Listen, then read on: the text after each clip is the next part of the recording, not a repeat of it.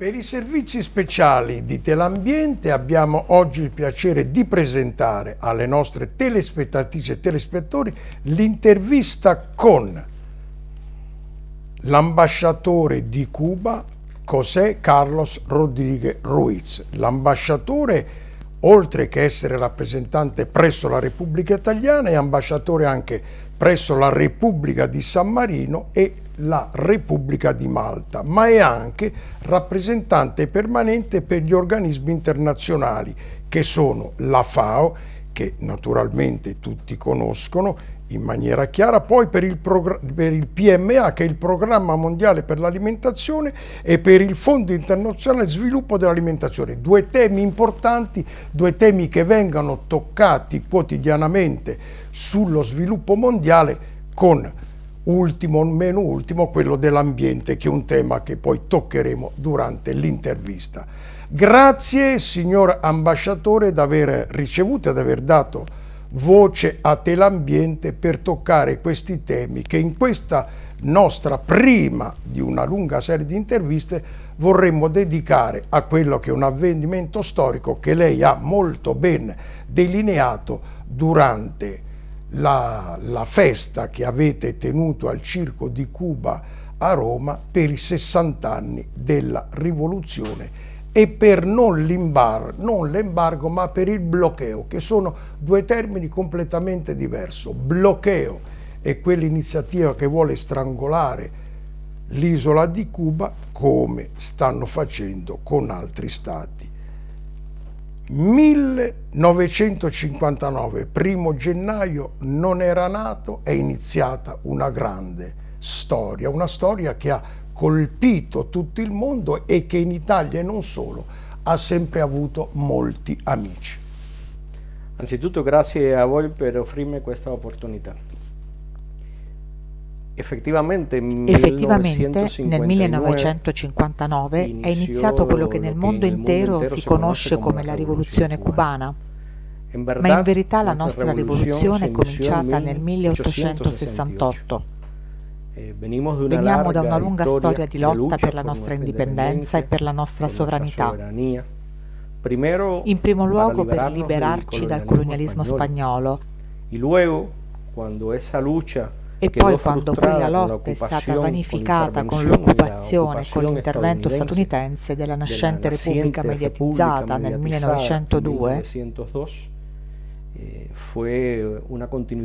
vi è sempre stata una continuità di lotta per l'indipendenza definitiva dinanzi a quei regimi che esistevano a Cuba allora ed erano sottomessi in modo rilevante agli Stati Uniti. Considerablemente a Estados Unidos. Ed è così che è nata una lotta guerrigliera conosciuta nel mondo intero e guidata da Fidel Castro. Il trionfo e l'indipendenza definitiva si sono ottenuti il 1 gennaio del 1959. È nata lì una storia molto intensa che continua fino a oggi. La rivoluzione cubana ha avuto uno straordinario carattere popolare sin dai suoi inizi. Desde sus inicios extraordinario, fue una revolución que se vio È stata una rivoluzione che ha dovuto affrontare immediatamente la pretesa degli Stati Uniti di ostacolare quella strada di indipendenza che il popolo cubano con la sua rivoluzione aveva deciso di intraprendere. Ed è per questo che, sin dai primi momenti, la rivoluzione cubana e il popolo di Cuba hanno subito successivi colpi da parte degli Stati Uniti, su diversi piani, dalle pressioni politiche e diplomatiche degli Stati Uniti, che hanno cercato in modo incessante e in qualche misura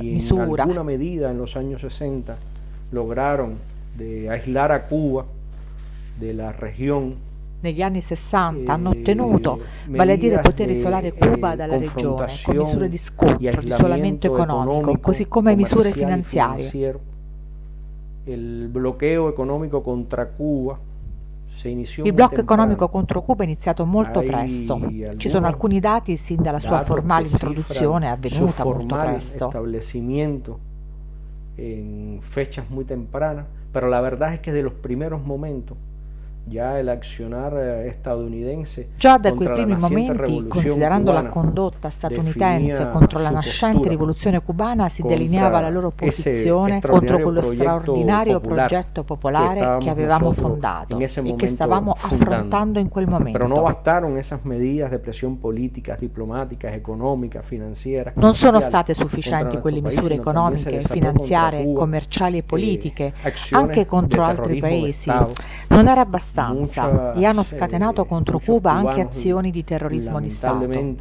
Molti cubani purtroppo hanno perso la vita o hanno subito danni proprio in conseguenza degli attentati terroristici anche a strutture economiche e addirittura civili.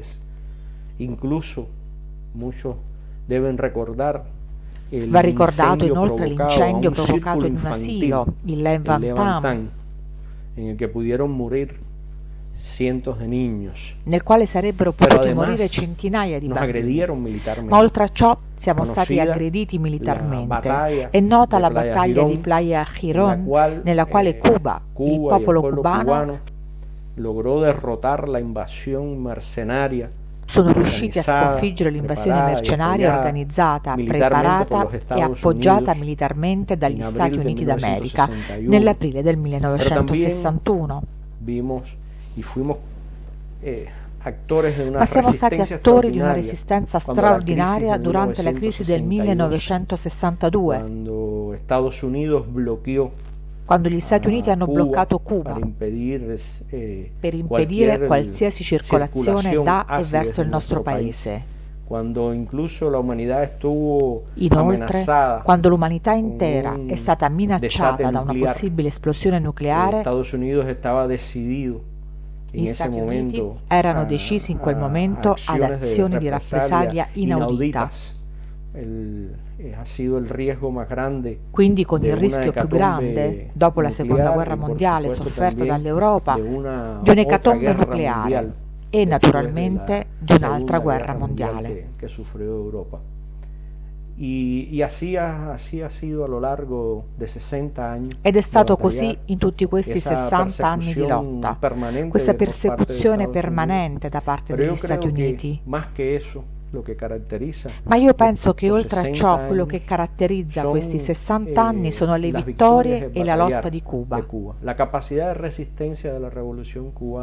La capacità di resistenza della rivoluzione cubana e del suo popolo, assolutamente coinvolto, che ha agito sempre in compenetrazione e in modo assiduo con la dirigenza della rivoluzione.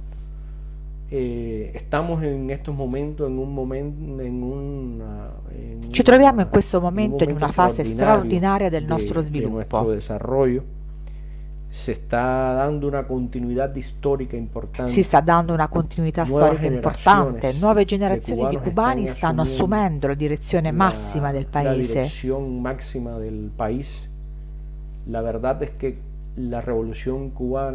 La verità è che la rivoluzione cubana è stata caratterizzata, tra le altre virtù, da un rinnovamento permanente in primo luogo.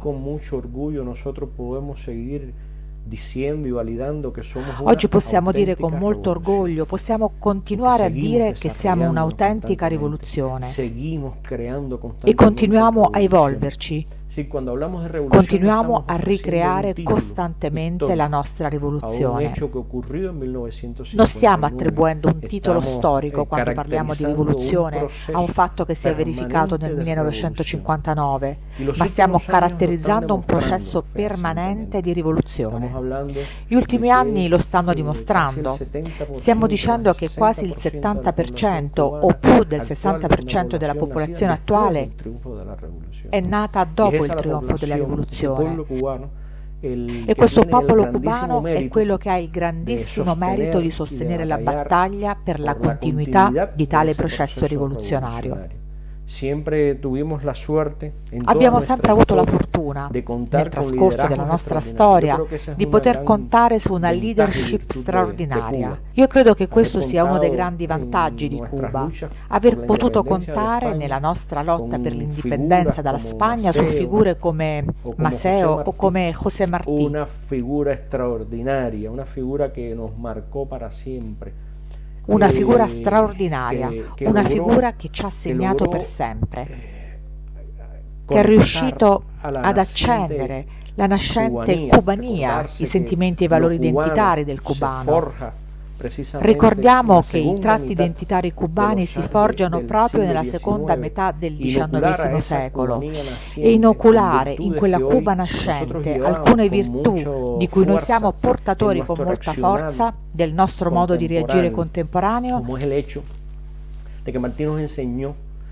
Martí ci ha insegnato che la patria è umanità.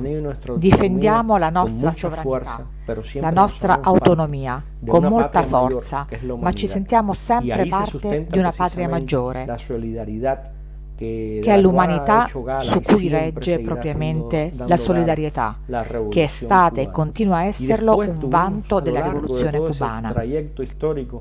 Lungo tutto questo cammino storico ha avuto altre figure straordinarie, come Julio Antonio Mella, il fondatore del primo partito comunista di Cuba nell'anno 1925,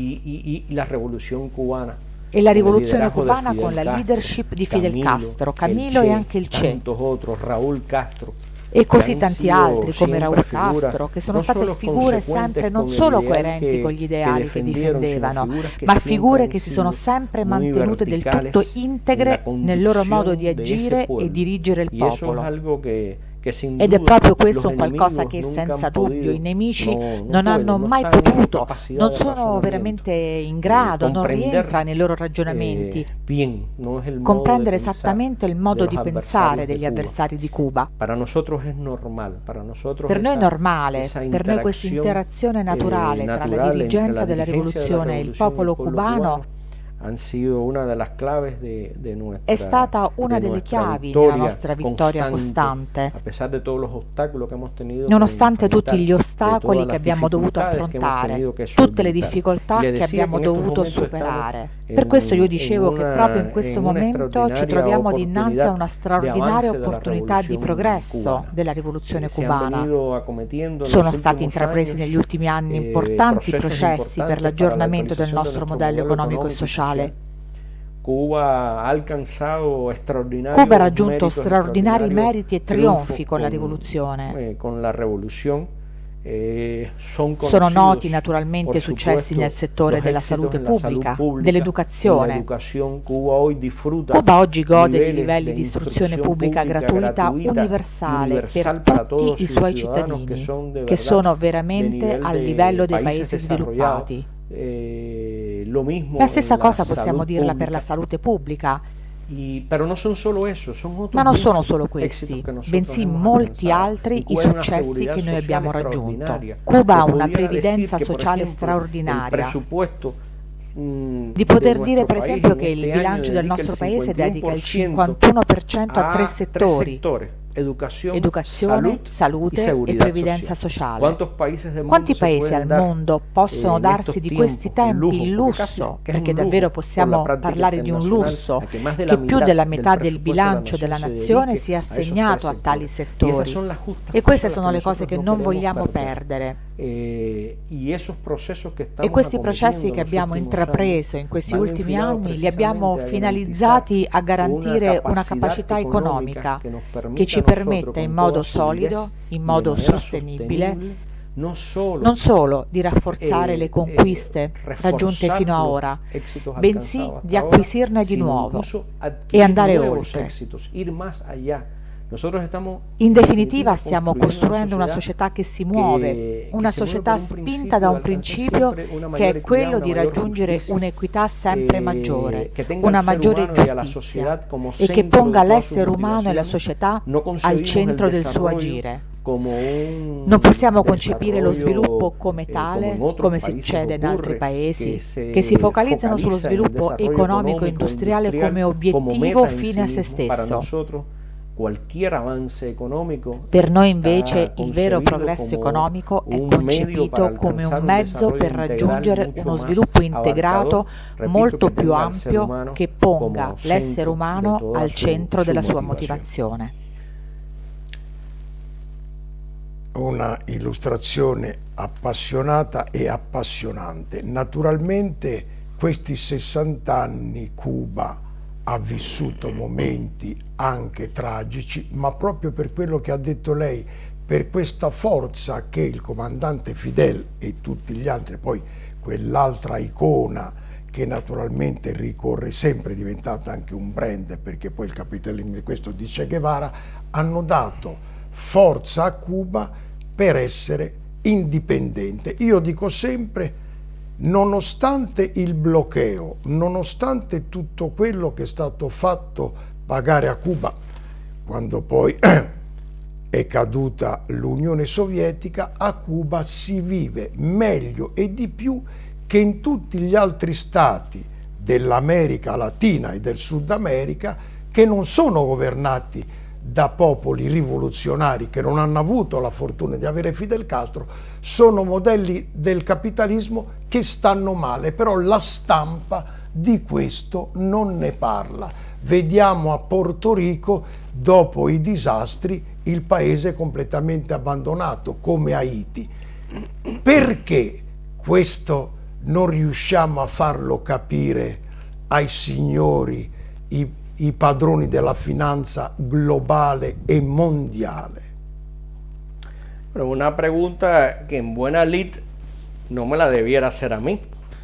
È una domanda che in linea di principio non dovrebbe essere posta a me, bensì andrebbe posta ai centri di potere economico, politico e informativo, che oggi reggono in larga misura la politica internazionale. Usted está abordando un tema que es muy peliagudo. Lei sta affrontando un argomento davvero molto spinoso, che è quello della capacità di manipolazione informativa. Possiamo persino arrivare a dire anche di disinformazione. Hay muchos modos de referirse a ello. Benché esistano molti modi per fare riferimento a ciò, veramente ci troviamo in un mondo nel quale la comunicazione sociale ha un peso straordinario nei giochi della politica internazionale. Si parla del quarto potere, si parlava addirittura, quando ora si fa riferimento alle guerre in corso, guerre di quarta generazione. Ci sono molte teorie, ma la verità che va oltre tutte le teorie è che sin duda la gestione informativa è senza dubbio che la gestione informativa è controllata da grandi empori multinazionali che risponde a interessi che rispondono a interessi definiti non solo dalle case madri ed editoriali, bensì dai vari centri di potere economico, finanziario, militare del mondo. E questo lo possiamo constatare più volte, soprattutto negli ultimi anni, quando vengono sferrate campagne di disinformazione su determinate crisi, su determinati paesi, che in realtà non combaciano con quelli che sono gli interessi segnati dall'egemonia del potere occidentale. Lo stiamo vedendo proprio ora con il Venezuela, quando assistiamo alla presunta informazione fornita dai mezzi di comunicazione. Sembrerebbe di star vedendo un film con una sceneggiatura di Hollywood, e per di più la peggiore sceneggiatura di Hollywood. Una funzione che purtroppo, questo è quello che è fruito e che arriva a milioni e milioni di esseri umani, ed è proprio questo a condizionare il posizionamento sociale, la cosiddetta opinione pubblica internazionale. Si avvalgono di linee di messaggio molto chiare, sferrate dai grandi centri di potere politico, economico e militare egemonici nel mondo. Cuba ha dovuto combattere con questo fenomeno durante 60 anni. Campañas de desinformación contra Cuba. Le campagne di disinformazione contro Cuba sono state davvero abbondanti per tutti questi 60 anni, in diverse tappe. Abbiamo menzionato poco fa Playa Girón. Non bisogna dimenticarsi che con assoluta naturalezza la rappresentanza degli Stati Uniti alle Nazioni Unite, quando sono avvenuti i bombardamenti del 15 aprile su L'Avana e su alcune unità militari a L'Avana, loro, con una grande sfacciataggine, affermarono che erano le stesse forze armate rivoluzionarie che si stavano ribellando contro la stessa rivoluzione. Ciò è stato smentito in quel momento e alla fine la verità ha prevalso. Era falso, ma non è poi qualcosa di totalmente nuovo. Il Maine è stata proprio un'azione di deflagrazione provocata. La storia in seguito ha potuto dimostrarlo, così come il fatto che fosse stato preso come pretesto dagli Stati Uniti per intervenire nella guerra ispano-cubana. Svariate volte loro si sono avvalsi di pretesti diversi e accompagnati, ripeto, da un'intensa campagna di disinformazione. Questa è la verità, e nel mezzo di tutto ciò naturalmente viene tagliata fuori l'opportunità di riconoscimento dei meriti di un paese come Cuba, di una rivoluzione come quella cubana. Viene tagliata fuori da qualsiasi tipo di opportunità per questi grandi media di riconoscere qualsiasi merito e qualsiasi scelta sovrana e indipendente, autentica nel mondo. Per i mezzi di comunicazione l'unico mondo possibile non è il mondo migliore al quale tanti esseri umani aspirano, bensì il mondo che loro hanno concepito per il grande capitale, ed è l'unico che trova posto nel discorso informativo di cui si avvalgono. Signor ambasciatore, la stampa, io non critico la stampa, ma ce ne sarebbe da dire di cotte e di crude, così ci capiscono tutti. Bloqueo. Vogliamo illustrare che il bloqueo non è mai stato tolto, ancora è presente, perché quando c'è stata la precedente presidenza degli Stati Uniti, quella di Obama, sembrava che tutti i problemi fossero risolti, l'ambasciata, le legazioni, i voli aerei, invece nulla è cambiato, è soltanto di facciata, anzi adesso gli Stati Uniti vogliono applicare una legge che va a colpire ancora più duramente tutte le popolazioni che naturalmente debbono avere rapporti con Cuba, ma la stanno applicando al Venezuela. Hanno tentato con l'operazione Huawei di colpire anche la Cina, ma lì i giochi sono completamente diversi e naturalmente lo scenario tra la Cina, che ha una sua visione millenaria e ha 1,5 miliardi di abitanti, e gli Stati Uniti, penso che infliggerà un duro colpo agli Yankee, come li chiamate voi. En efecto, y ha hecho bien usted en esclarecer che non si tratta di un effettivamente, e lei ha fatto bene a chiarirlo, non si tratta di embargo, ma tecnicamente di un vero blocco economico, commerciale e finanziario che non è mai cessato sin da quando è stato introdotto. Ha accumulato successive decisioni e leggi statunitensi che lo hanno reso ancora più complesso. Diverse amministrazioni statunitensi nel trascorso di questi 60 anni hanno rafforzato la politica del blocco.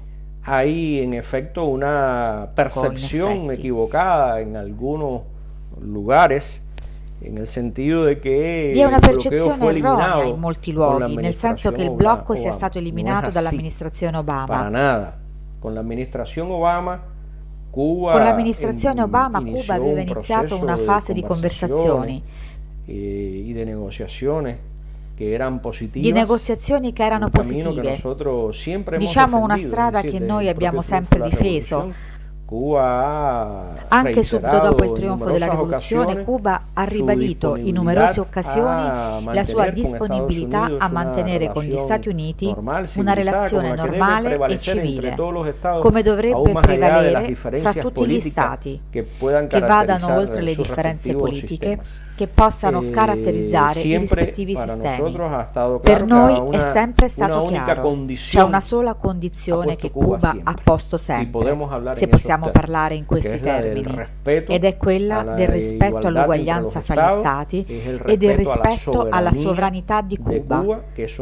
Questo sì non è negoziabile a nessun titolo. Cuba è disposta a mantenere una relazione migliore con gli USA, ma sempre a condizione di un pieno rispetto alla nostra sovranità, alla nostra autonomia e alla nostra autodeterminazione. È qualcosa che, a quanto pare, negli Stati Uniti purtroppo non sono riusciti ad assimilare nel modo dovuto. Davvero fanno molta fatica in quei settori di potere statunitensi ad accettare questa realtà di un piccolo paese, di un paese vicino che non ha mai chinato la fronte, che ha saputo difendere con molta signorilità, sino alle estreme conseguenze, il suo diritto a essere sovrano. Il risultato è questo blocco che non è mai cessato.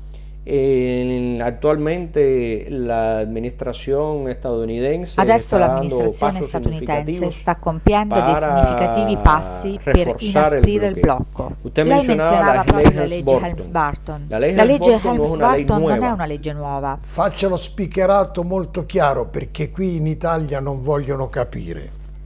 La legge Helms-Burton non è una legge nuova. La legge Helms-Burton è stata approvata nel 1996 e io penso che varrebbe la pena andare un po' più indietro 1993 e ritornare al 1993. Quando è stata adottata la legge Torricelli. Se ricordiamo le circostanze storiche, erano momenti difficili per Cuba. Se ricordiamo le circostanze storiche, sappiamo che tra il 1989 e il 1991 si sono verificati importanti cambiamenti sull'arena internazionale. Paesi che fino a quel momento erano socialisti in Europa hanno smesso di esserlo.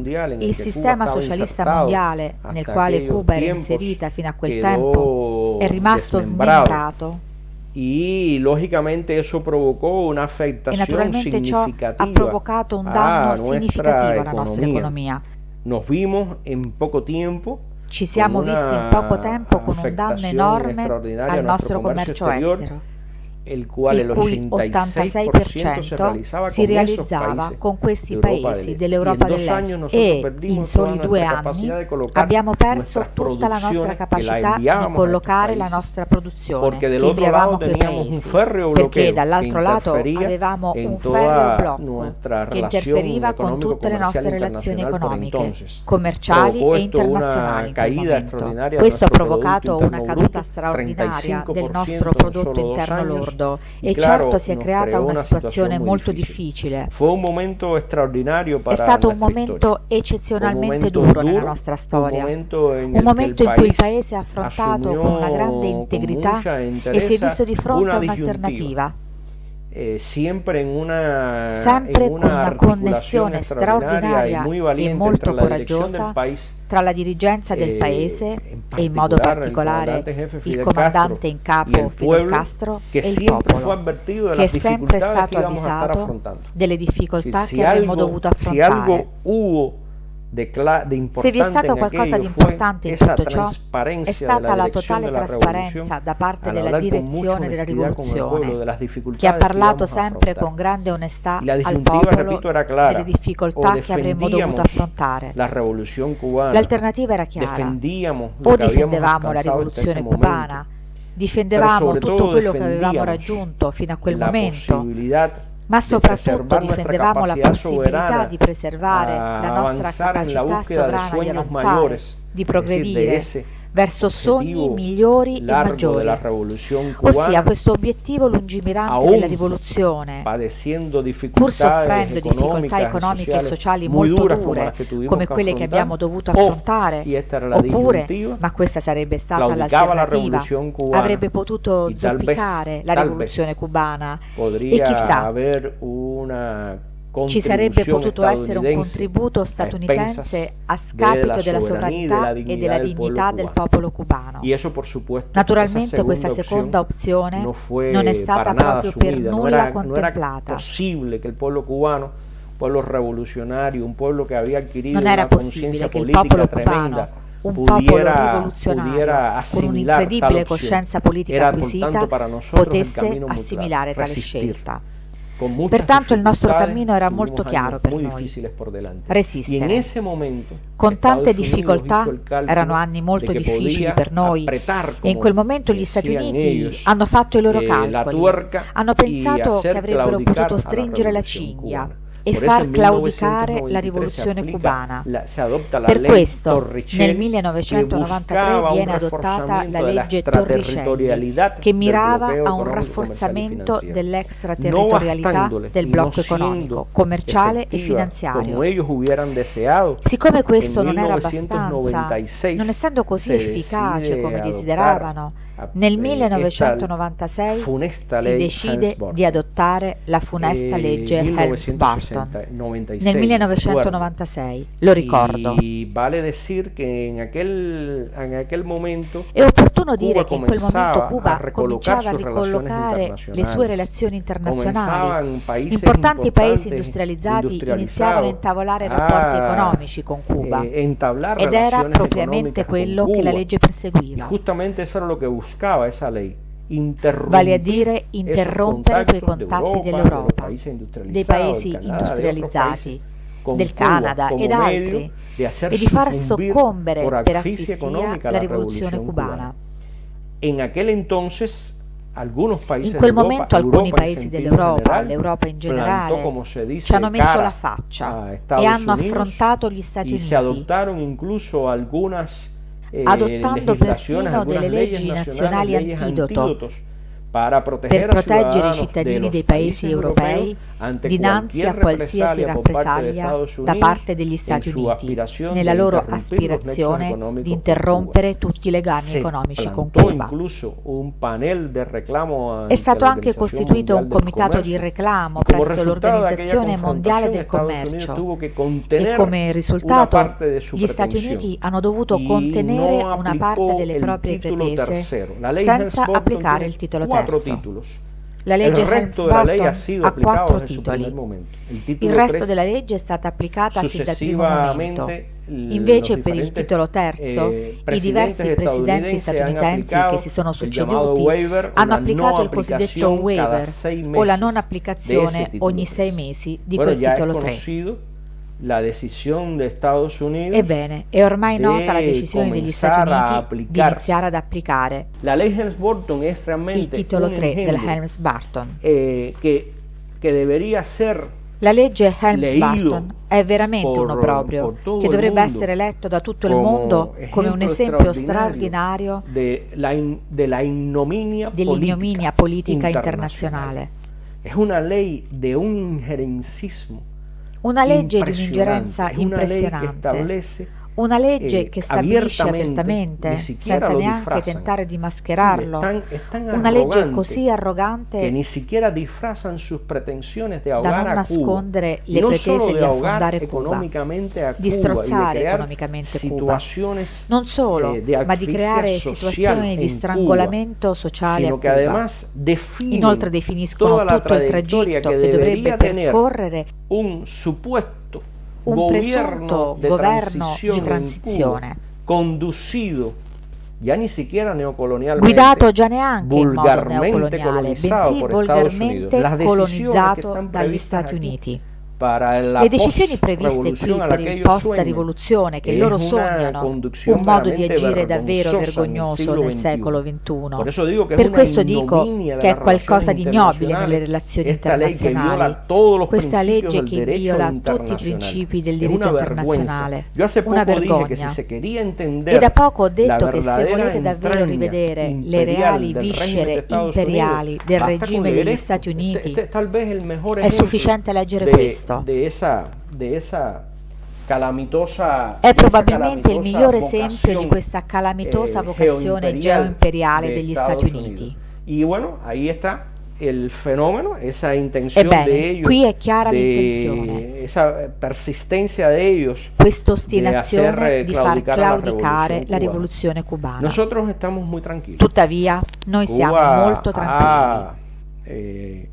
Cuba ha fatto una lunga e intensa storia, ripeto, e non solo lungo 60 anni, sempre con molta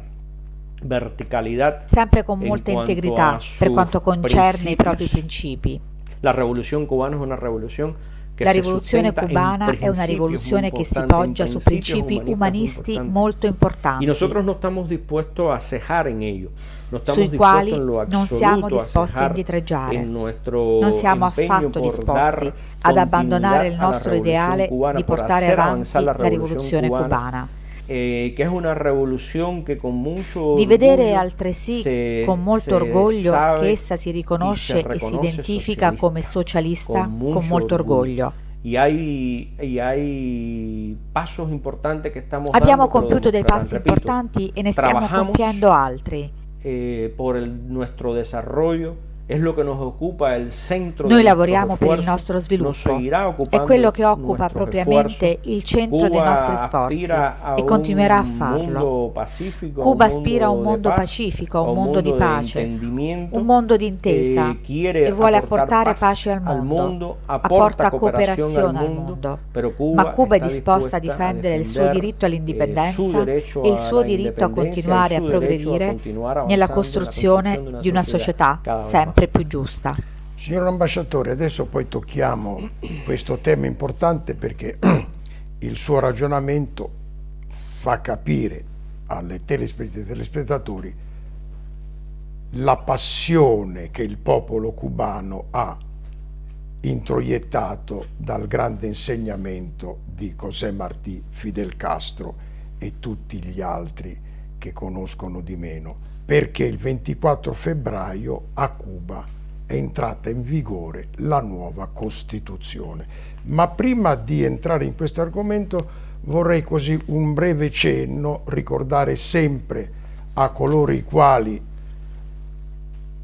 dimenticano rapidamente le vicende quanto terrorismo ha dovuto subire Cuba con quel personaggio Posada Carriles che fortunatamente qualche anno fa ci ha lasciato, e ricordiamo che come Teleambiente abbiamo dato voce, quando nessuno la dava, alla storia di Giustino Di Celmo, il figlio assassinato proprio dai terroristi nell'albergo a La Habana. Ebbene, nessuno ne parlava in quel tempo. Noi abbiamo avuto il papà più volte proprio per... ma l'opacità dell'informazione, la paura di essere censurati dal cane da guardia. Sí, en efecto, se lo mencionaba hace un instante, el repertorio de acciones. In effetti, lo menzionavo qualche istante fa, il repertorio di azioni sferrate dagli Stati Uniti contro la rivoluzione cubana, contro il popolo cubano, sono state enormi, tra le quali c'è stato il terrorismo di Stato. Non solamente Posada Carriles, sono numerosi personaggi funesti che hanno agito, vissuto e hanno avuto garanzie negli Stati Uniti e dagli Stati Uniti hanno intrapreso azioni terroriste contro il popolo cubano, sino también incluso un accionar che ha implicado bensì addirittura un modo di agire che purtroppo in qualche momento ha coinvolto anche altre nazioni, altri stati, come la propria azione di invasione militare por Playa Girón, come la stessa azione di invasione militare di Playa Girón, i cui mercenari si erano addestrati anche in altri paesi, e questi atti terroristici che abbiamo sofferto sin da subito, tra cui il sabotaggio alla nave La Couve, una nave che portava le prime armi da difesa per la rivoluzione. Pero la vocazione disumana ma la vocazione disumana degli avversari della rivoluzione cubana è impressionante. Y como decía, no ha escatimado E, come dicevo, non ha risparmiato nessuna vittima, nessun ambito nel quale il loro odio potesse sfociare in una dimostrazione di forza contro quella rivoluzione, per causare un timore e un terrore, come hanno fatto anche negli altri paesi. Così è stato che in anni più recenti, come proprio lei ricorda nel caso di Fabio Di Celmo, quando Cuba cominciava a salir de ese periodo especial, quando Cuba iniziava a uscire da questo periodo speciale, quando iniziavamo a sviluppare in modo accelerato il nostro settore turistico, che è stato un fattore importante nel recupero economico degli ultimi anni di Cuba e deve divenire un pilastro del nostro sviluppo futuro. Ripeto, non hanno mai minimamente risparmiato di causare vittime e più di 2000 cubani hanno perso la vita in questi atti terroristici, ma anche i cittadini di altri paesi. Fabio Di Celmo perde la vita nel mezzo di una serie di attentati terroristici contro impianti turistici e perde la vita nel mezzo di una serie di attentati. Ciò che cercavano era proprio infondere timore al turismo internazionale. Loro volevano cercare di impedire che il turismo divenisse un fattore di risanamento economico di Cuba. Per loro il fine giustifica i mezzi. Per loro la perdita di vite umane non importa. L'obiettivo è distruggere una rivoluzione, un paese indipendente. Es lamentable, pero yo creo que hay que tener clara conciencia ed è deplorevole, ma penso che bisogna avere una chiara consapevolezza delle motivazioni che sono dietro questo modo di agire, perché dimostrano la brutta indole della vocazione politica imperiale degli Stati Uniti. Lei, uomo di cultura, telespettatrici di Telambiente avranno modo di conoscerla, perché noi speriamo di poter continuare questa informazione vera. Informare non per formare, ma per far capire che un mondo nuovo e diverso non è quello che vi appare nella rete.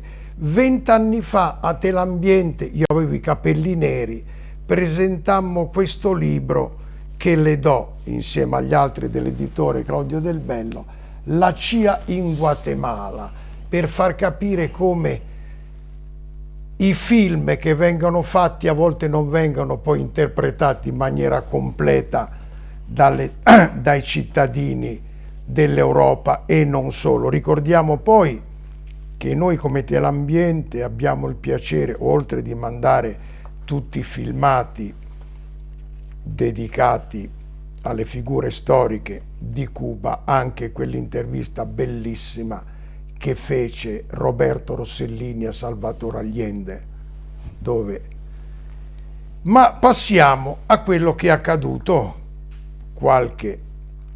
un mese fa neanche a Cuba. La Commissione elettorale nazionale di Cuba fissa le cifre definitive del referendum costituzionale che si è effettuato a Cuba il 24 febbraio del 2019 e soprattutto abbiamo qui, vorrei che tutti i quotidiani e le televisioni nazionali pubbliche e private lo scaricassero il testo integrale della Costituzione cubana, dove c'è questa frase bellissima che ci riempie il cuore: guidati dall'insieme di idee di José Martí e dalle idee politiche e sociali di Marx, Engels e Lenin.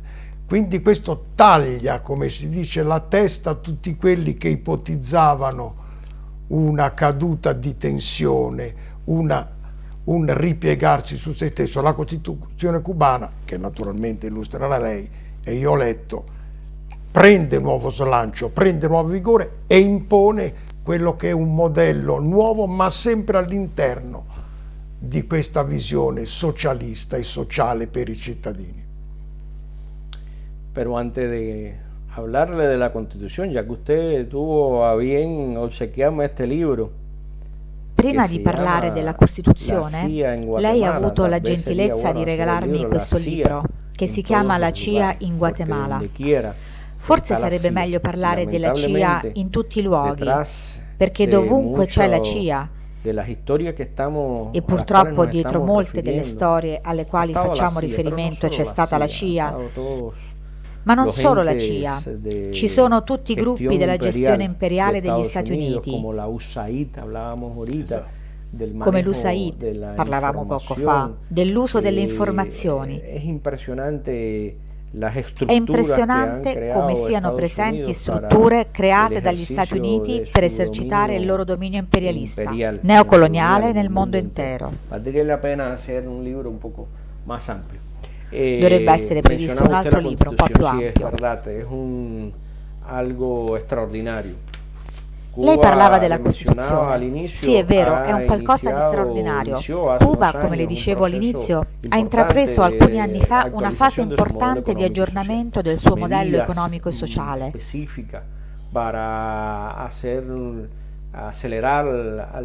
Con misure specifiche per accelerare alcuni processi di gestione economica, con nuovi approcci.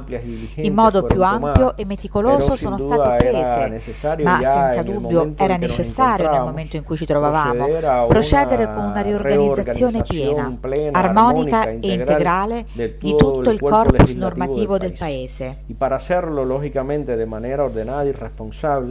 Per farlo solo in modo ordinato e responsabile era necessario iniziare proprio dalla stessa Costituzione. La nostra Costituzione, vigente fino a poco fa, che risaliva al 1976, erano tempi e circostanze diverse. Io le menzionavo che Cuba,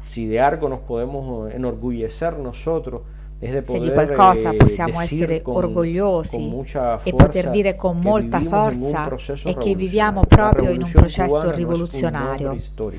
La rivoluzione cubana non è un nome storico, bensì è un processo vivo, in permanente sviluppo. E questo è un processo che stiamo costruendo tutti. Addirittura a volte si parla della generazione che ha fatto la rivoluzione, ma quando si pongono domande di questo tipo io li correggo sempre. La rivoluzione è una rivoluzione fatta da molte generazioni e la stiamo costruendo. Lei è un esempio, non era nato. La guerra de guerrillas en la Sierra Maestra la hizo una generación, pero la revolución cubana è stata portata avanti da una generazione, ma la rivoluzione cubana l'abbiamo fatta molte generazioni. La stiamo portando avanti e le nuove generazioni e continueremo a portarla avanti perché sono stati successivi, come le ho già detto. Noi concepiamo la rivoluzione cubana iniziatasi nel 1868, ma sono state successive generazioni di cubani a lottare per una Cuba migliore, sovrana e indipendente. E penso che questo sia un elemento importante. Siamo arrivati a un punto in cui riteniamo chiave compiere un passo decisivo verso questo futuro al quale aspiriamo. Per questo è stata intrapresa una prima fase di riforma costituzionale. Sin dal 2013 sono stati iniziati i primi lavori con la creazione di una commissione per la redazione di una nuova Costituzione. Un lavoro molto ambizioso, con uno staff di lavoro di professionisti di diversi settori, di professionisti autorevoli, di alto prestigio nel Paese. Una commissione che è stata diretta dal compagno Raúl Castro e che ha potuto presentare nel 2018 un primo progetto di una nuova Costituzione. Questo progetto è stato valutato dal Parlamento cubano a metà dell'anno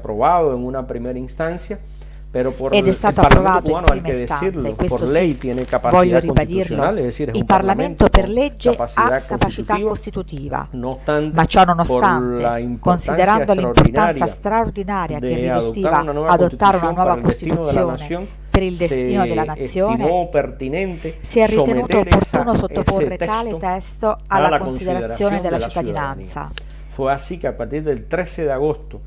E così è stato. Dal 13 agosto fino al 15 novembre si è discusso il testo in tutto il paese, per lungo e per largo, nei centri di lavoro, nei centri studenteschi, nei quartieri, dovunque si è discusso. Più di 8 milioni di cubani hanno partecipato a questa discussione, e durante questi incontri ogni cittadino cubano ha avuto modo di esprimere la sua opinione su quel testo. Ogni cittadino cubano ha avuto l'opportunità di dire se era d'accordo o meno con ciascuno degli articoli che si stavano proponendo. Hanno avuto la capacità e la possibilità di proporre nuovi articoli. Hanno avuto la capacità e la possibilità di proporre modifiche agli articoli. È sempre stata rispettata in modo rigorosamente straordinario ciascuna delle opinioni emesse. Non sono state adottate per maggioranza, ma ciascuna opinione è stata presa in considerazione con grande rigore e sottoposta ai massimi livelli di revisione nella fase di adeguamento di questo testo costituzionale. Il risultato di questa fase di discussione civica nel Paese ha portato più di 500.000 nuove proposte ricevute, e ciò ha comportato una nuova redazione del progetto di Costituzione. Ci sono stati vari mesi di discussione e la commissione incaricata si è riunita nuovamente e ha rielaborato quella che in prima istanza era stata approvata dal Parlamento. Posso dirle che del testo approvato all'inizio dal Parlamento cubano, dell'insieme degli articoli approvati, ne sono rimasti intatti solo 6. Il resto degli articoli, stiamo parlando di un testo che in quel momento aveva 224 articoli, sono stati rielaborati o sono stati adottati nuovi articoli proprio sulla base di questa opinione popolare. Veramente è stato molto bello. Ho avuto l'opportunità durante le mie vacanze dello scorso anno di partecipare alle prime riunioni popolari sul testo. Ripeto, è iniziato il 13 agosto e il 15 già stavamo discutendo nel mio quartiere. Era davvero un momento molto bello, vedere un popolo con un livello straordinario di cultura politica, che oltre qualsiasi considerazione specifica del diritto costituzionale aveva un senso di responsabilità nei confronti del destino, nei confronti di noi stessi come popolo, come nazione. Hanno apportato opinioni molto solide. È stato evidente che la maggior parte si focalizzavano sul consolidamento e sul rafforzamento della possibilità di continuità di tale processo rivoluzionario cubano. Repito, se trabajó en diciembre nuevamente. A dicembre abbiamo lavorato duramente. È stato sottoposto per la seconda volta al Parlamento cubano, che ha approvato nella sessione di fine anno la nuova Costituzione. Ma non bastando quella discussione a livello di tutta la cittadinanza, si è deciso di sottoporre questa nuova Costituzione al referendum popolare. Referendum che è stato realizzato, come lei ha ben ricordato, lo scorso 24 febbraio. Un altro straordinario trionfo del nostro popolo, della nostra rivoluzione. E voglio inquadrarlo in questo modo, perché veramente solo un paese con un popolo, con il livello politico come quello raggiunto dal popolo cubano, può, nelle circostanze che viviamo, avere una chiara scommessa sul proprio destino. Secondo i dati della Commissione Nazionale Definitiva, il 90,5% del corpo elettorale, ha partecipato alla consultazione e l'86,85% ha votato sì alla nuova Costituzione. Ha votato a favore della nuova Costituzione e solo un 9% ha votato no alla nuova Costituzione. Se teniamo conto che, secondo le pratiche internazionali, non solo in Europa, ma quasi in tanti posti del mondo, si registra in occasione dei referendum oscilan las participaciones de los patrones electorales o in caso di elezioni una partecipazione che oscilla tra il 20 e al massimo il 50% dell'elettorato, che il 90% degli aventi diritto al voto di Cuba abbia partecipato a tale elezione, dimostra questa capacità politica acquisita, questa responsabilità nei confronti di loro stessi, del popolo cubano. Ma oltre a ciò, il fatto che quell'86,85% abbia detto sì per una Costituzione che in totale trasparenza si presenta come una Costituzione socialista, una Costituzione che cerca di rafforzare il nostro destino come rivoluzione, il nostro destino come Stato che aspira a un socialismo sostenibile, un socialismo democratico, un socialismo che pone l'essere umano al centro di tutte le sue motivazioni e delle sue preoccupazioni. È una Costituzione molto avanzata sotto molteplici aspetti. È una Costituzione che contempla progressi importanti nell'ambito del diritto civile. È una Costituzione che assume delle responsabilità importanti su piani che non sono comuni nelle Costituzioni contemporanee, come il fatto che la politica estera cubana è riconosciuta come tale con il suo carattere nella Costituzione. Di cosa stiamo parlando? Stiamo parlando di una politica estera, di una grandissima responsabilità internazionale, di una politica estera che cerca e promuove la pace internazionale, una politica estera che cerca e promuove la cooperazione internazionale, che come ben sapete voi, Cuba è un paese che riceve ed è molto grata alla cooperazione internazionale concessa da molti stati. Tuttavia Cuba oggi è anche uno dei grandi paesi portatori di cooperazione. Basta dire che abbiamo più di 42.000 medici, personale paramedico in più di 63 paesi del mondo. Quanti paesi possono vantare qualcosa del genere? È questa una cooperazione che dimostra la scommessa di Cuba per un mondo migliore, non un mondo migliore solo nei discorsi, non solo nei bei discorsi sugli scenari internazionali, bensì per un mondo migliore che si sostenga sulla cooperazione, dove ciascuno possa contribuire per condividere con altri bisognosi e poter avanzare tutti verso un benessere comune. Ripeto, la politica estera che è riconosciuta in tale Costituzione, allo stesso tempo noi stiamo riconoscendo come condizio sine qua non dello sviluppo economico-sociale, futuro al quale aspira e per il quale lavora la nazione, la protezione dell'ambiente. Questa Costituzione stabilisce come condizio sine qua non dello sviluppo la protezione dell'ambiente. Io penso che viviamo da molti punti di vista un momento straordinario per il nostro paese. È una ratifica della solidità della rivoluzione cubana. Dinanzi avremo sfide importanti, perché a partire dalla ratifica della nuova Costituzione di Cuba sarà necessario intraprendere un processo di rinnovamento legislativo importante nel paese. Sarà necessario adottare numerose leggi o rinnovarle in funzione di ottenere un'organicità nel nostro sviluppo economico e ci stiamo sforzando per lavorare con molto impegno e responsabilità, cercando una crescente efficienza ed efficacia nel funzionamento del nostro sistema. Y todo ello debe estar E tutto ciò si poggia anche su una grande responsabilità nei confronti del destino del nostro paese. Signor Ambasciatore, ritorneremo naturalmente su questi temi.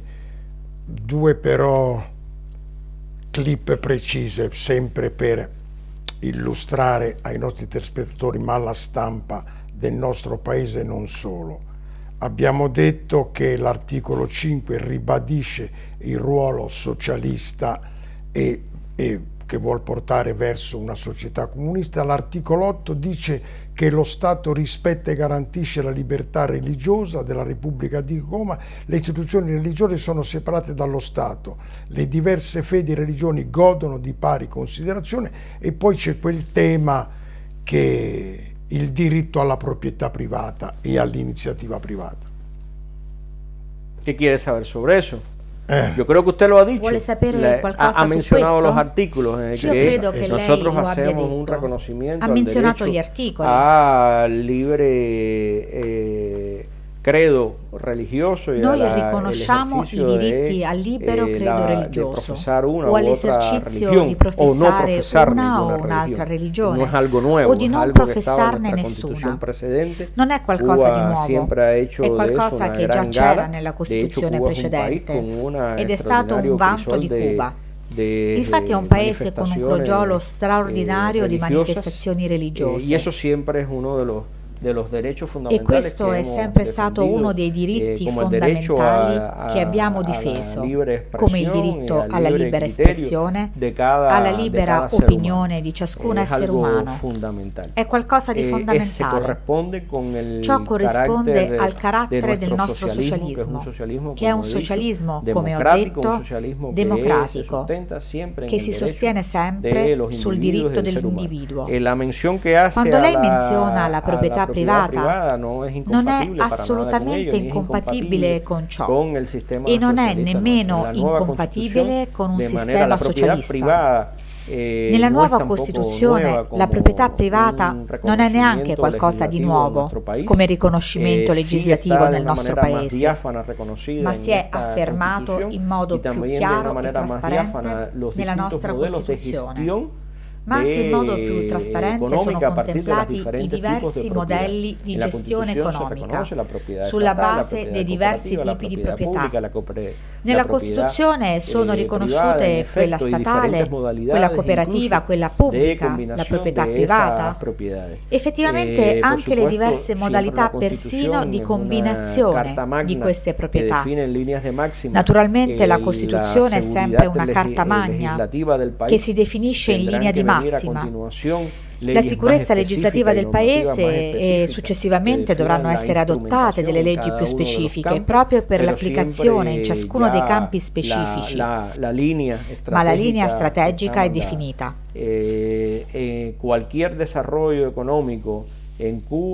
Qualsiasi sviluppo economico a Cuba, qualsiasi spazio che possano avere le diverse modalità di proprietà riconosciute in questa Costituzione devono essere in armonia con il concetto generale di uno Stato socialista, ripeto, dove prevalga sempre come priorità la società e l'essere umano in generale, non il diritto di qualcuno in particolare a imporsi al di sopra degli altri. Siamo in chiusura, 2 domande. Lei è più di 20 anni che conosce l'Italia, apprezza le bellezze, la passione, l'amore che gli italiani hanno verso Cuba. Una riflessione. L'Italia è un paese straordinario. L'Italia, un paese straordinario, un paese che ha dato un patrimonio culturale all'umanità immenso, un patrimonio culturale del quale anche noi ci sentiamo parte. Siamo eredi, benché a Cuba, a differenza di altri paesi in America Latina, non ci sia stata una forte migrazione italiana, tuttavia l'impronta italiana nella nostra nazione, sia la impronta tangible o la impronta intangible, ha sido muy importante, sia quella tangibile che intangibile, è stata molto importante e rilevante. La presenza Sono significative e abbondanti le presenze dell'operosità italiana nei monumenti, nella presenza di figure come Antonio Meucci, che lavorando a Cuba ha scoperto i principi del telefono, e noi sempre lo ricordiamo, il fatto che sia stato un italiano a creare una delle aree urbane più popolari dell'Havana, sto facendo riferimento al quartiere Pogolotti, o che sia una scrittora italiana, Alba de Céspedes, nieta del padre della patria cubana, Alba de Céspedes, nipote del padre della patria cubana, o che sia Italo Calvino, uno scrittore nato e cresciuto a Cuba, il quale è apprezzato moltissimo.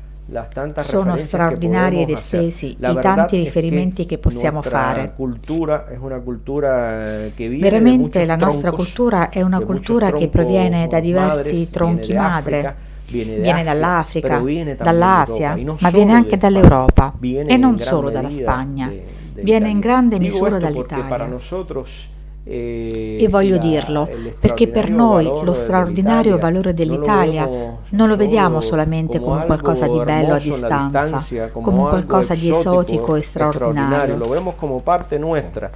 Yo a alguien le he comentado que cuando visité por primera vez Quando ho visitato Napoli per la prima volta, alcuni anni fa, nel 2000, ho fatto subito una richiesta ai miei anfitrioni, vale a dire quella di vedere la tomba di Virgilio.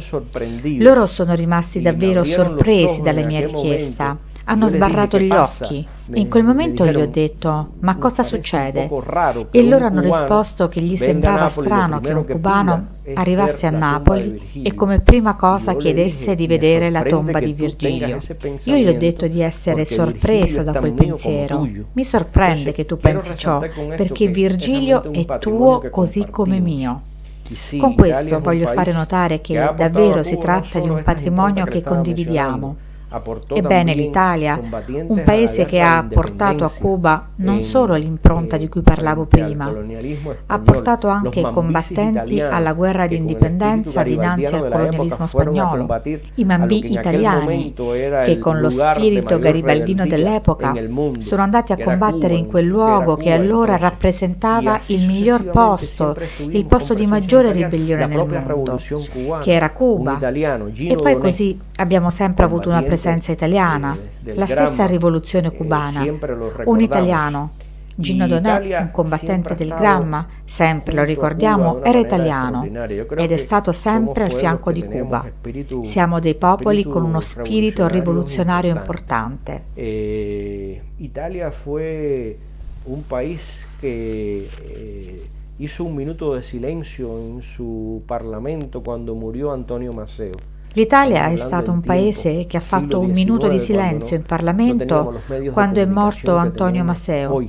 Stiamo parlando del secolo XIX, quando ancora non c'erano i media che abbiamo oggi, e ciò dimostra qualcosa. L'Italia è stata tra i primi paesi ad avere un movimento di solidarietà importantissimo, ampio, in tutto il paese, che dura tuttora a sostegno della rivoluzione cubana. È stata l'Associazione di Amicizia Italia-Cuba, una delle prime ad essere creata in quei 2 primi anni della rivoluzione, proprio nell'aprile del 1961, quando era sotto attacco militare da parte di organismi degli Stati Uniti. Ripeto, effettivamente ci uniscono legami molto importanti. Abbiamo rapporti eccellenti con l'Italia, che vanno oltre le circostanze congiunturali e momenti politici diversi, che possono verificarsi in un momento o l'altro. La relazione con l'Italia è una relazione, io credo, di popolo, dove si evidenzia in questa simpatia straordinaria che sentiamo noi cubani quando ci troviamo in Italia, l'accoglienza calorosa che Cuba dà agli italiani quando sono a Cuba. Moltissime volte ho sentito dire agli italiani che quando sono a Cuba si sentono come a casa loro, e noi quando siamo in Italia ci sentiamo come a casa nostra. Questo già la dice lunga, questo è straordinario. In questo momento stiamo lavorando arduamente per continuare ad ampliare e approfondire questi vincoli con l'Italia, e non solo in ambito economico, commerciale, scientifico-tecnico, che naturalmente è ragionevole fare, ma anche in grande misura in ambito culturale, perché a noi sembra che tutte le relazioni culturali che possono essere promosse tra i nostri due paesi sono relazioni che creano delle fondamenta per il futuro di entrambi i paesi. Ciò lo apprezziamo davvero e penso che sia l'Italia che Cuba possano sentirsi davvero soddisfatte della reciprocità nella simpatia, l'una verso l'altra, un popolo verso l'altro. Yo creo, si me lo permiten, Sí. antes de terminar, que valdría referirse a la situación actual que Se mi permettete, confronta prima di finire, America Latina. penso che varrebbe la Sobre pena di America riferirsi Latina alla se situazione están attuale che desatando affronta l'America riesgos Latina e i importantes Caraibi, derivados per i rischi de importanti una derivati politica da de una politica di desestabilización que ha emprendido destabilizzazione la actual che ha administración intrapreso l'attuale estadounidense. amministrazione degli Stati América Uniti. Latina es una región que en los L'America Latina e i últimos años Caraibi había sono una regione che alcanzado negli ultimi un anni nivel aveva de raggiunto un livello di y de progresso estabilidad, e di stabilità regionale importantissimo. América Latina es una región que por sí misma fue capaz de L'America Latina e i llegar a Caraibi sono una adoptar regione che è en stata la capace segunda da sola cumbre de la di arrivare ad CELAC adottare al una secondo proclama vertice que della la- CELAC con- una que la proclamazione colocaba che la como definiva zona de come paz. zona di pace. Ninguna otra región del mundo ha dado un paso semejante. Una proclama que fue asumida Nessun'altra por el regione al 100% mondo ha de compiuto los un passo estados simile. miembros Una della proclamazione CELAC, assunta dal comprensible que se 100% entienda degli de que son stati estados membri della CELAC. con sistemas políticos e institucionales disímiles, pero por encima Stati de con esa sistemi de esa, politici e istituzionali diversi, ma superando tali diversità, diciamo, no igualdad en la condición di non eguaglianza social nella y condizione política sociale de e esos politica países, di questi fue paesi, capaz la sono stati región capaci come de regione unirse di unirsi para lograr enfrentar de común desafíos che lo per riuscire ad atañían a affrontare todos insieme los le paesi. sfide Es che una riguardavano tutti i proclama que paesi. merecería ser más conocida. Si tratta di un Una proclama proclama que está che sustentada en meriterebbe di principios essere reso importantes più del derecho noto, internacional. che poggia su principi Una importanti proclama que del debería diritto ser internazionale, estudiada en todas las che escuelas dovrebbe de essere politología studiato in internacional tutte le y que scuole di debería ser politologia aspiración del mundo internazionale entero, en un mundo e che donde hay dovrebbe tanta rappresentare l'aspirazione conflagración, per il tantos mondo conflictos, intero. tanta In un mondo dove ci sono diferencia tante ostilità, de niveles tanti entre unos conflitti, estados y otros, tante donde hay differenze fenómenos, tra uno Stato e l'altro, gravísimos dove como, ci sono fenomeni las gravissimi migraciones forzadas, etcétera. come le migrazioni Yo creo forzate, que eccetera. valdría la pena que se Io penso che varrebbe la el- pena di qué studiare había che alcanzado cosa aveva América Latina raggiunto en l'America estos años. Latina in Repito, questi eso es anni. algo que se está Ripeto, poniendo en crisis questo en estos qualcosa momentos. che veramente è entrato in crisi in questo caso de momento. Venezuela Il caso del Venezuela è un caso drammatico. desde esa perspectiva.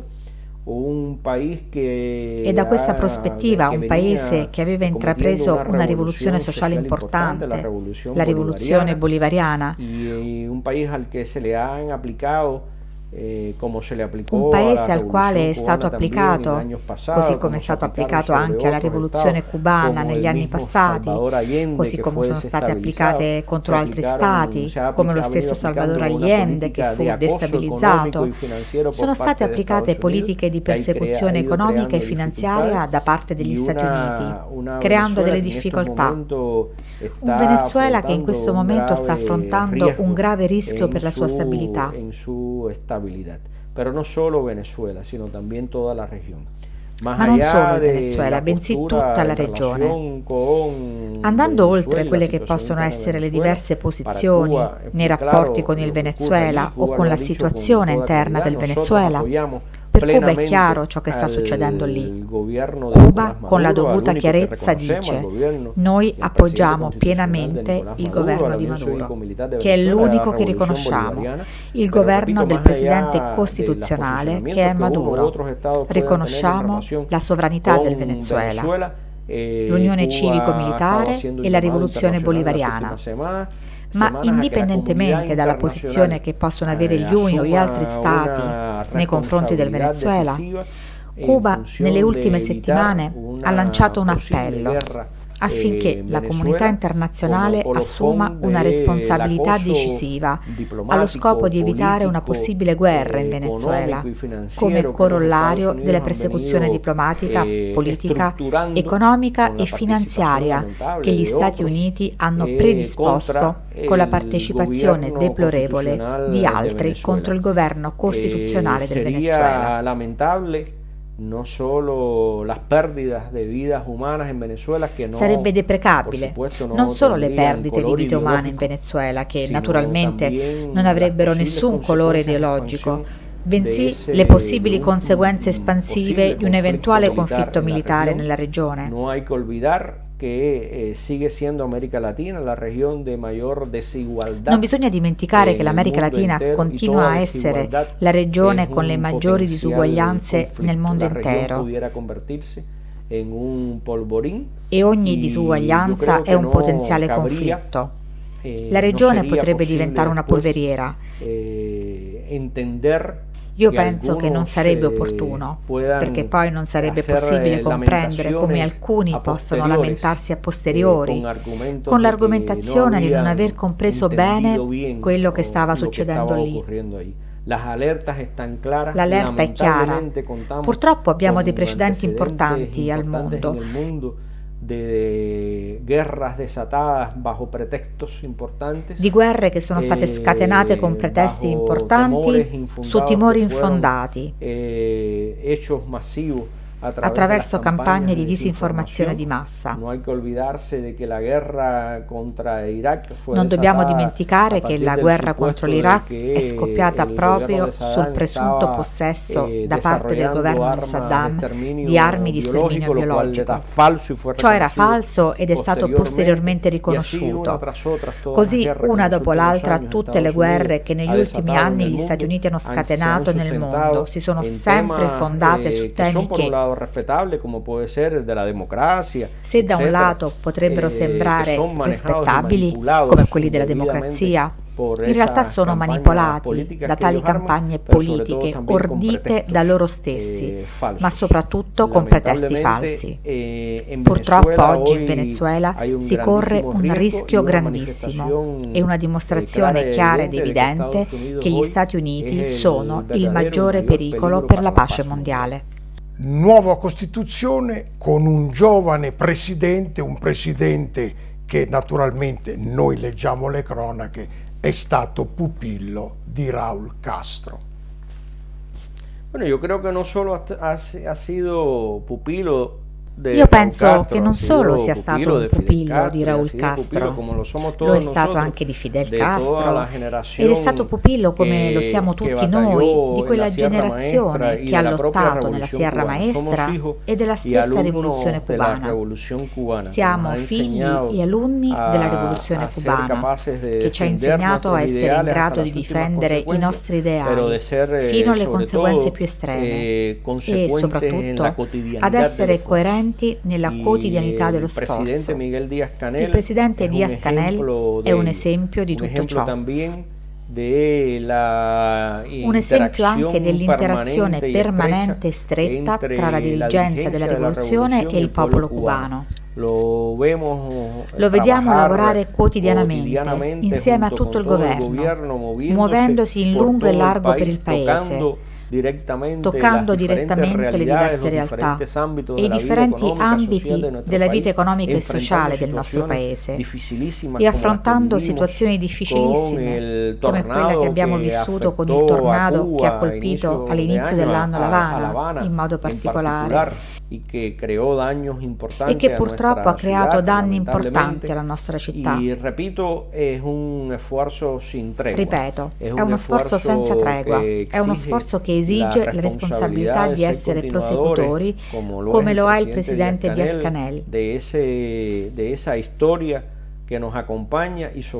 questa storia che ci accompagna e soprattutto con la responsabilità straordinaria che abbiamo tutti noi, tutto il popolo cubano e la sua dirigenza, di continuare a portare avanti la nostra bella rivoluzione cubana. Noi del Consorzio Telambiente ringraziamo l'ambasciatore di Cuba, presso la Repubblica Italiana José Carlos Rodríguez Ruiz, ma ricordiamo rappresenta anche la Repubblica Cubana alla Repubblica di San Marino, alla Repubblica di Malta, e poi è rappresentante permanente per gli organismi internazionali che sono la FAO, che sono il PMA, il Programma Mondiale dell'Alimentazione, e per il FIDA, che è il Fondo Internazionale di Sviluppo dell'Alimentazione. Noi lo lasciamo, ma con l'impegno di parlare del grande problema dell'ambiente mondiale, ma soprattutto anche del tema dell'alimentazione e del nuovo scenario mondiale che dovremo affrontare nei prossimi anni. Noi la ringraziamo e le diamo anche un invito di venire anche direttamente negli studi del Consorzio Teleambiente, perché qui stiamo, come lo vedete, nella sede dell'ambasciata diplomatica di Cuba, ma a Teleambiente viene come a casa sua per parlare direttamente con tutti i cittadini. Ci collegheremo anche in streaming con Cuba. Grazie signor ambasciatore. Grazie a usted por ofrecerme esta Grazie a voi per avermi concesso questa possibilità e rimango a totale disposizione per qualsiasi tema che vorrete affrontare. Con moltissimo piacere.